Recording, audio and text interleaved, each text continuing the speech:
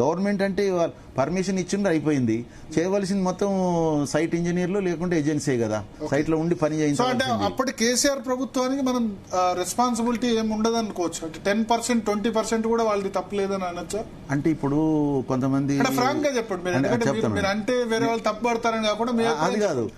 కొంతమంది ఇంజనీర్లు ఏంటంటే మాకు పైనుంచి పొలిటికల్ ప్రెషర్స్ ఉన్నాయి, సిడిఓ వాళ్ళు కూడా మేము పొలిటికల్ ప్రెషర్ తో ఇచ్చాము, మేము కూడా దీన్ని సరిగా పొలిటికల్ ప్రెషర్ తో మేము చేశాము అని అది ఒకటి ఉంటుంది. కానీ ఇంజనీర్ గా నువ్వు ఏ పొలిటికల్ ప్రెషర్ ఉన్నా ఏదున్నా నీ కర్తవ్యం ఏంటిది? నీవు అక్కడ కరెక్ట్ గా నువ్వు చెయ్యాలి. పొలిటికల్ అంటే ప్రొసీజరల్ ల్యాప్సెస్ అనేది జరుగుతాయి ప్రెషర్ తోని. కానీ నువ్వు ఇచ్చే డిజైన్ ఎందుకు పొలిటికల్ ప్రెషర్ ఉంటుంది? డిజైన్ లో కూడా చూడండి మీరు. ఇప్పుడు సార్ ఒకటంటే మీరు ఆ చర్చలో పాల్గొన్నారు కాబట్టి కేసీఆర్ ఇంజనీర్ లాగా బిహేవ్ చేసి మొత్తం ఆయన ఓవర్ సూపర్ సీడ్ చేశారు అని అంటారు. వాస్తవమేనా అది? కేసీఆర్ గారు చాలా సజెషన్స్ ఇస్తుంటాడండి. ఇచ్చిన దాంట్లో మనం దాన్ని ఇంజనీరింగ్ పాయింట్ ఆఫ్ వ్యూలో మనం తీసుకుని దానికి వారికి చెప్పవలసిన బాధ్యత ఇంజనీర్లది. అంటే పొలిటికల్ లీడర్షిప్ కు చాలా అంబిషన్స్ ఉంటాయి. ఆయన ఉద్దేశం నాకు ఇక్కడ ఏంటంటే నా మొత్తం అసలు నేను ఉన్న టైంలో ఒక మెగా ప్రాజెక్ట్ కంప్లీట్ కావాలి, తెలంగాణకి పర్మనెంట్ గా నీటి కష్టాలు పోవాలని ఆయన ఆలోచించారు. అది అయితే మేము సర్వీసులు ఉన్నప్పుడు రాజశేఖర రెడ్డి గారు ఉన్నారు కదా, రాజశేఖర రెడ్డి మా సైట్కి వచ్చినప్పుడు వారు నేను I was presenting the thing వారికి ఎక్స్ప్లెయిన్ చేస్తున్నా. ఇది నన్ను ఆపి ఈ రిజర్వాయర్ని ఇంకా మనం డబుల్ చేసుకోవడానికి వీలు లేదా అని అడిగాను. సార్ డబుల్ చేసుకున్నట్టయితే 4 గ్రామాలు మునుగుతున్నాయి సార్, అందుకని మేము చేయలేదు అన్న. పొలిటికల్ గా డెసిషన్ తీసుకుంటే పర్వాలేదని అన్నారు అనుకోండి, ముంచాల్సిందే కదా.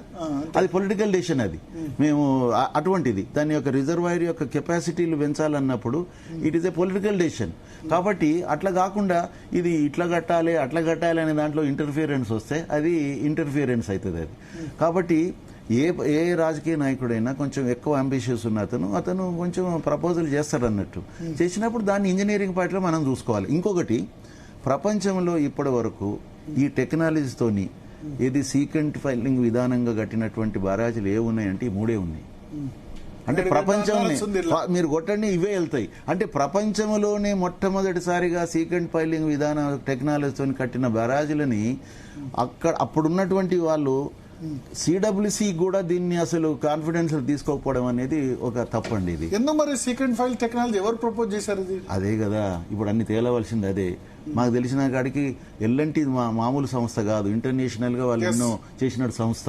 ఇదే వేరే సంస్థ చేస్తుంటే డెఫినెట్ గా అయితే వాళ్ళు తీసుకొచ్చారని కొందరు అంటారు. ఎవరు తీసుకొచ్చినా ఏం చేసినా దాని మీద ఈ డిజైన్ చేసి సంతకం పెట్టినట్టు. అంటే ఒకప్పుడు సిడబ్ల్యూసి అందరిని తీసుకొచ్చి దేశంలో ఉన్న ఇంజనీర్లు అందరూ వచ్చి కాళేశ్వరం గొప్ప ఇంజనీరింగ్ అద్భుతం అని చూపించారు.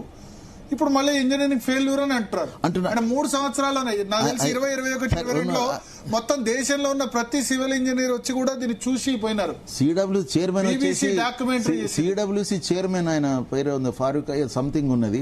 ఆయన ఎట్లా ప్రేజ్ చేశాడంటే అసలు మా వాళ్ళందరినీ ఇక్కడ పంపిస్తాను చూడడానికి అన్నట్టుగా మాట్లాడారు. అయితే మనం ఏంటంటే పేపర్ మీద ఎక్కడ కూడా సిడబ్ల్యూసిని మనం రెఫర్ చేసినట్లేదు, వారు కన్సల్ట్ చేసినట్లేదు, వాళ్ళతో వెట్టింగ్ చేయించుకున్నట్టయితే మనకి ఇంత బదనాం అయ్యే వాళ్ళం కాదు. అసలు సిడబ్ల్యూసి కనుక వెట్టింగ్ చేస్తే వాళ్ళు ఇంటర్నేషనల్ ఎక్స్పర్ట్స్ తో కూడా కలిసేవాళ్ళు. ఎందుకంటే మొదటిసారి ప్రపంచంలో చేస్తున్న మన సంగతి అఫీషియల్ గా సిడబ్ల్యూసికి మనం లెటర్ రాయలేదు. అటువంటిప్పుడు మనం ఆ రిస్క్ అయితే తీసుకోవడం జరిగింది. నేను అనుకుంటున్నా మన ఇంజనీర్లు కూడా ఏంటంటే ఎల్ఎన్టీ అంత సంస్థ కదా, అది మామూలు సంస్థ కాదు. వాళ్ళు ప్రపోజ్ చేసిన దాన్ని వీళ్ళు ఏ విధంగానే మొత్తం మీద ఒప్పుకొని ఇచ్చేశారు. అది అయిపోయింది. అంటే ఇది ఒక ఫెయిల్యూర్ స్టోరీ మేడిగడ్డ కుంగిపోవడం అన్నది. మేడిగడ్డ